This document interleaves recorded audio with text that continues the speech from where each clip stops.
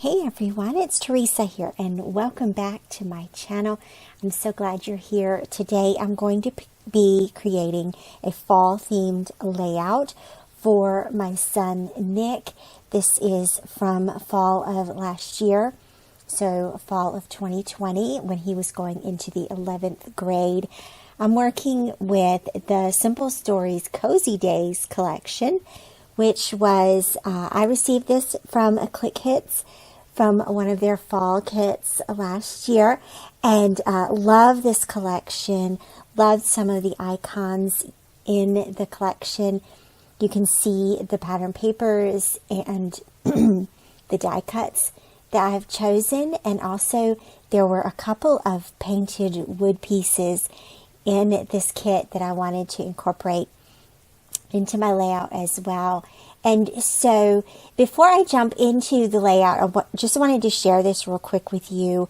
The layout that sort of inspired what I'm doing here, and I was inspired by this shadow box digital layout from Melinda Staley, and I will be sure and link her Instagram below. She's an incredible designer, and she has created this digital layout using the Project Mouse collections and Photoshop. So this is all digital, and I just have to say that what she has done here is absolutely stunning. She's created several more since then, and you should go check it out. And I promise, even if you're not a digital designer, that you will be so inspired by her work. And so I decided to use that as a jumping off point for the layout that I'm going to create today. And the layout I'm creating is not Disney. It's not a Disney themed page, but I hope that you'll be able to see how you can be inspired even from designers who work in a different way than you do to create layouts for your own projects. And so I have the We Are Memory Keepers circle cutter here, and I think that this is a pretty fascinating little tool. And so what I'm going to do here is just cut out some circles from some of the patterned papers that I've chosen here. And so I'm starting with this gray one, and you can see you put the little blade into the groove where you want your circle cut. It gives you the inches, so you can know sort of how many inches in diameter your circle is. And then you spin it around using the little, that feels like a clue game piece. Remember those? And so you just spin the whole thing around and it cuts your circle for you. And so this is where I'm starting to sort of conceptualize what I want this layout to look like. The only problem with this circle cutter is that in order to hold the paper in place, it punctures your pattern paper. And the instructions tell you that you have to puncture at least 2 spots outside of the circle that you're cutting.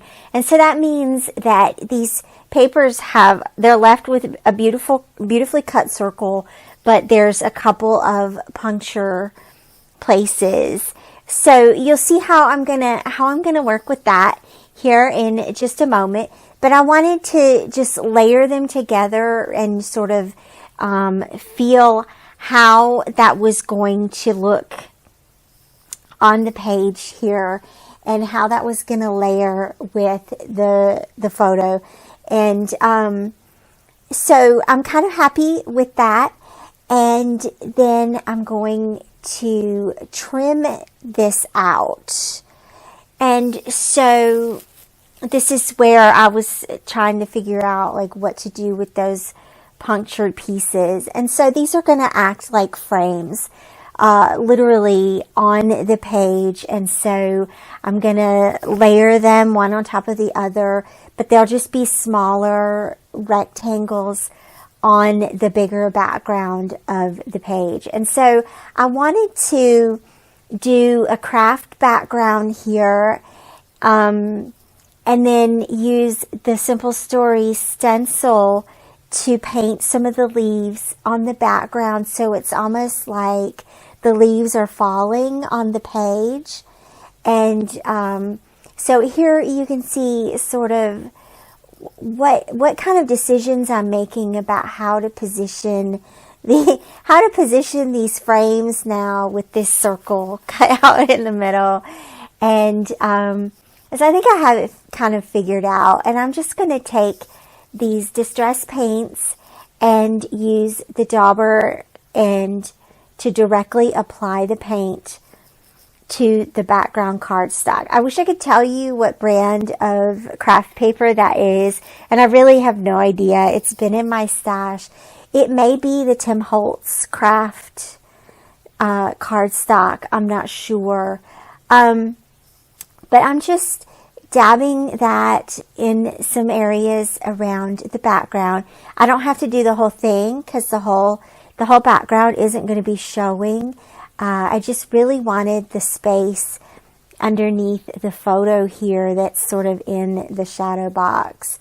And again, just trying to create that feeling that the leaves are falling. I don't know if that really worked. I don't know if it really worked or not, but it did add a little bit of color to the background, a little bit of visual interest here. I think the challenge is, can you actually make out that those are leaves? I don't know. But I had fun. I had fun putting this color down on the papers, and that's all that matters. So I'm going to set that aside for just a moment and let that dry. I love the Tim Holtz Distress Paints because they dry fairly quickly, and so of course got to clean up here just a moment and get the leftover paint off of the stencil here. So I'm going to clean that off with a wipe just for now, and then later I'll go and wash it with soap and water just to make sure that that doesn't build up.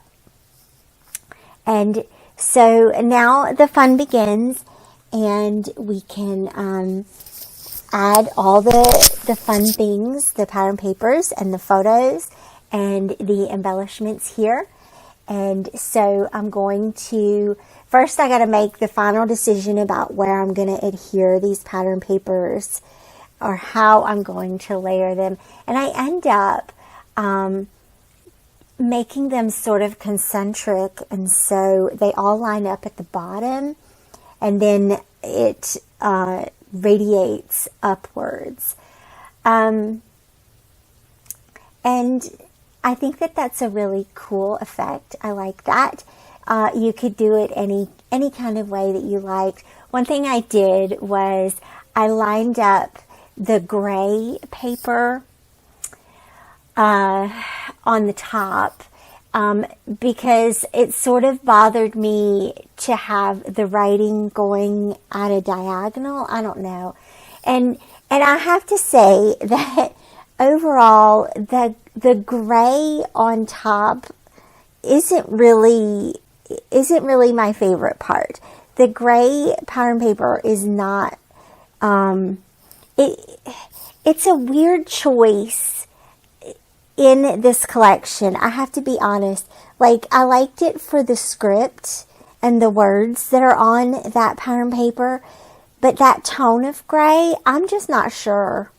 I'm not sure how that fits in with the rest of the collection. I guess it's supposed to be like a gray sweater. I don't know. But I still like it for some reason. So I don't know. I've always loved the color gray, and it is, I don't know, is that even a color? I don't know, but that's okay. We're still gonna work with this and keep going and like it. I like it. You'll have to let me know down below if you like the gray or not. And I think that's okay if you don't, because I think that, and you'll see how I came to figure this out at the end of the process video. layered against the craft paper, I think is what makes it not, it's not the best color. Gray on top of craft is sort of, wait, what? So you'll see how I deal with it here in the end. But I did go ahead and add the title inside the frame, as you can see, and it just says Hello Fall. And then check out the little hedgehog. My friend Mary Beth, she said, oh my gosh, Nick looks like the little hedgehog that you put on there. And that's so cute, and he does. They have the same hair. It's so cute, their little faces. So he's going to kill me when he hears that. But anyway, it did really look cute on this page. And so then I'm just tucking some other little embellishments. I did put flowers on a boy page, absolutely. And then I had another little cluster with the mushroom and the leaf that were from those wooden pieces. Those are at the other side of the photo. And then I'm creating this little cascade of hearts there. Those little puffy hearts are from Freckled Fawn. So you can grab those. They were from February of this year. And then I also tucked some little file folders that came in the Click Kits kit as well. And I tucked those at the top and the bottom and created a little embellishment cluster here down on the lower left hand and the top left hand side of the page. And just layering a couple more puffy stickers around just to create some little fun clusters. Nothing very complicated here.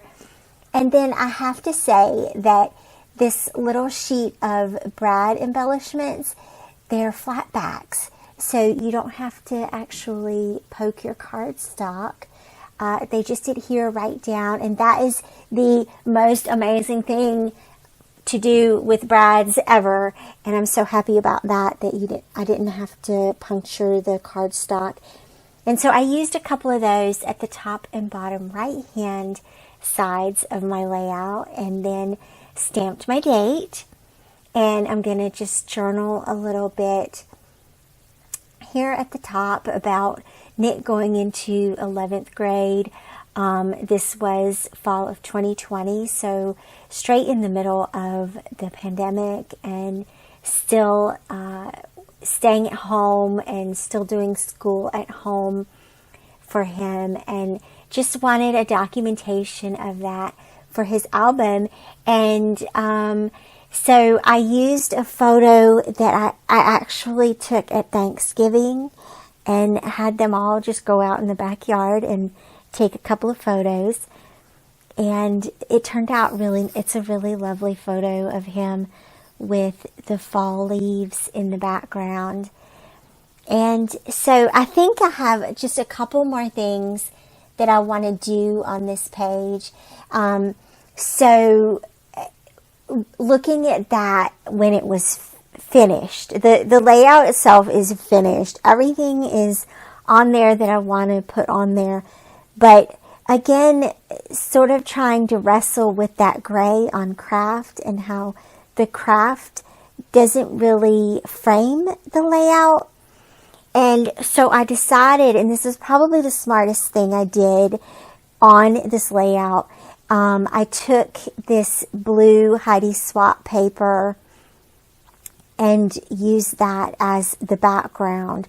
And so I just trimmed down what I had made a little bit smaller, and now we have a nice frame. We've pulled out the blue from the frame that I created with the circles, and that completes the layout. Thank you so much for watching, for liking and commenting down below. Let me know if you like this layout. Also be sure and go and follow Melissa and give her some love and support for the work that she's doing. And as always, there's a blog post that's related to this page, and you can go check that out on my website at theresamoxley.com. Thanks again for watching. I'll see you back here again soon. Bye-bye.